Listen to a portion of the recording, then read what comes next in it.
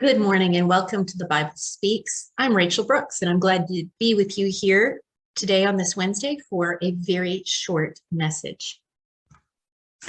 In our study, we've been talking about properly interpreting Scripture, and we had 7 steps that we were working our way through. We've already talked about determining genre. We talked about doing a historical and cultural analysis. We've talked about contextual analysis. And today we're going to talk about lexical analysis before we move on to a theological analysis, a comparison, and application.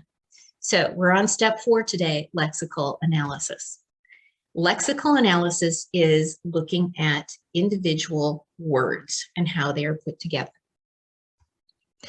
Lexical analysis is the study of the meaning of words and the way words are combined, which is syntax, in order to more accurately determine the author's intended meaning. Finding the specific meaning of a word is important if we wish to properly interpret Scripture.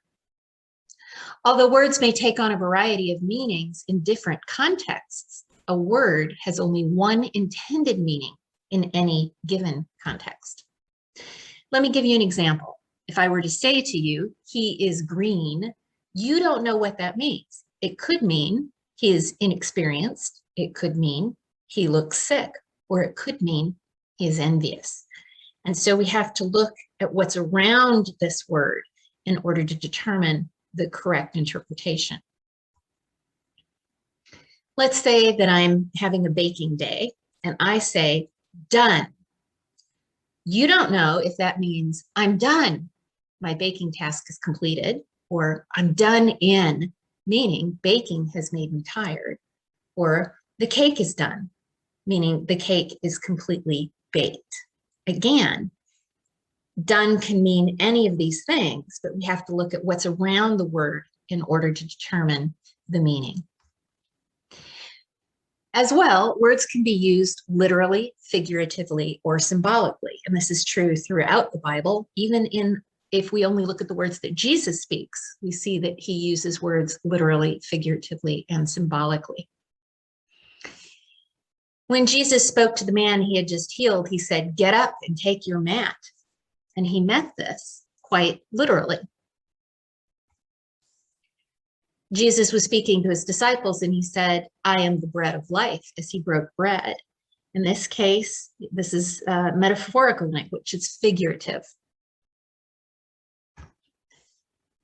At another time when Jesus was speaking and teaching his disciples, he said, "Be on your guard against the yeast of the Pharisees." And here he was speaking in symbolic terms. As well, we can have certain words that are a little bit hard to define in certain circumstances. And when that happens, we have to be very honest about that. While we would like to find a specific meaning in a specific context, that isn't always true. An example of that is from Psalm 127, which we discussed a few weeks ago. And if you remember, it was the builder's psalm. And we said that the second letter of the Hebrew alphabet could be translated as house, structure, or system. So if you said you were building this thing, you wouldn't know for sure, is it a house, a structure, or a system? So you have to look more carefully at the whole psalm to try to determine what it is the psalmist is talking about. My interpretation of that is the broadest, which is that we can't build anything, a house, a structure, or a system without God. Another example I'd like to use is the Hebrew word yom. Yom is used in the book of Genesis in chapter 1, and it is translated day. But yom actually means a period of time, an undefined period of time. And the definition of that period of time usually comes from the context. So in the story of creation, yom is defined as sunrise to sunset, or sunrise to sunrise. A literal 24-hour day. It's often used that way by many Christians, but to be honest with you, I think this is one of those situations where I'm not sure that's actually correct. We just know that it is a period of time. So in this first period of time, God did this. In this next period of time, God did that. So some of the steps to help determine a word's meaning are these 5. First, you should consider the genre.